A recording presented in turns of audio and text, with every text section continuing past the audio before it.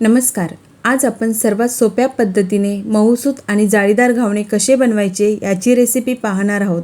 त्यासाठी व्हिडिओ शेवटपर्यंत पहा आणि माझ्या चॅनलला अजूनही सबस्क्राईब केलं नसेल तर प्लीज सबस्क्राईब करा. इथे मी घावणे बनवण्यासाठी 4 वाटी तांदूळ घेतले आहेत. मी इथे सुरती कोलम तांदूळ वापरला आहे. तुम्ही तुमच्याकडे असतील ते तांदूळ घेऊ शकता. आता हे आपल्याला 4 ते 5 वेळा स्वच्छ पाण्याने धुवून घ्यायचे आहेत. आता आपल्याला यामध्ये पाणी ठेवून 7 ते 8 तासांसाठी भिजत ठेवायचं आहे. तुम्ही रात्रभर याला भिजत ठेवलात तरीही चालू शकतं. इथे आपले तांदूळ 8 तासानंतर व्यवस्थित असे भिजले आहेत. आता हे आपल्याला मिक्सरच्या भांड्यामध्ये काढून घ्यायचं आहे आणि यामध्ये थोडंसं पाणी टाकून व्यवस्थित आपल्याला बारीक वाटून घ्यायचं आहे. तुम्ही बघू शकता हे एकदम बारीक असं वाटून झालेलं आहे. आता आपल्याला यामध्ये पाणी ॲड करून पातळ असं बॅटर बनवायचं आहे. त्यानंतर यामध्ये चवीनुसार मीठ घालूया. तर घावण्यासाठी इथे आपलं बॅटर रेडी आहे. प्रत्येक वेळी घावणा बनवताना हे बॅटर आपल्याला पेल्याने किंवा पळीने व्यवस्थित ढवळून आपल्याला हे बॅटर पेल्याने किंवा पळीने तव्यावर सोडायचं आहे. इथे आपला तवा गरम झालेला आहे, त्याला तेल लावून घेऊ.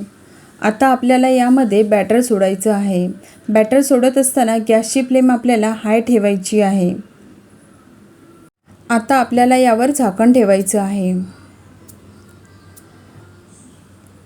1 मिनिटानंतर आपला घावणा एका साईडने व्यवस्थित असा भाजलेला आहे. आता आपल्याला दुसऱ्या साईडने याला भाजून घ्यायचं आहे.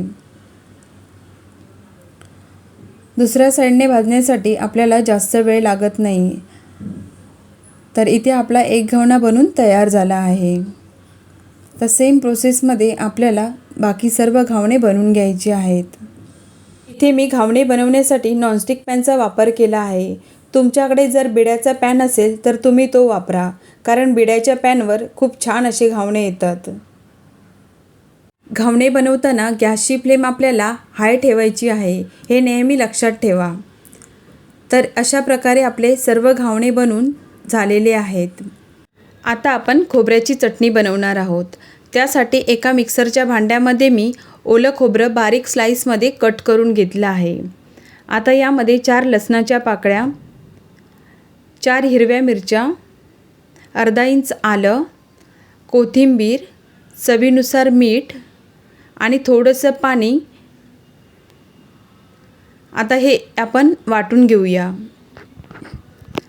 इथे आपलं वाटून झालेलं आहे. आता आपल्याला याला तडका द्यायचा आहे. तडका देण्यासाठी एका भांड्यामध्ये थोडंसं तेल ॲड करून त्यामध्ये आपण राई टाकून घेऊ. आता यामध्ये कढीपत्ता आणि सुकी लाल मिरची टाकणार आहोत. आता गॅसची फ्लेम बंद करून आपल्याला हे चटणीमध्ये ओतायचं आहे. तर अशा प्रकारे आपली चटणी तयार आहे. आता याला आपण सर्विंग प्लेटमध्ये काढून घेऊया. पांढरे शुभ्र मऊसूत घावणे आणि त्यासोबत चटणी, हे खायची मजा काय वेगळीच असते. तर कशी वाटली रेसिपी नक्की सांगा.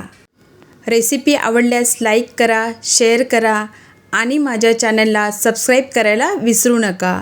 व्हिडिओ पाहिल्याबद्दल धन्यवाद. तोपर्यंत बाय बाय.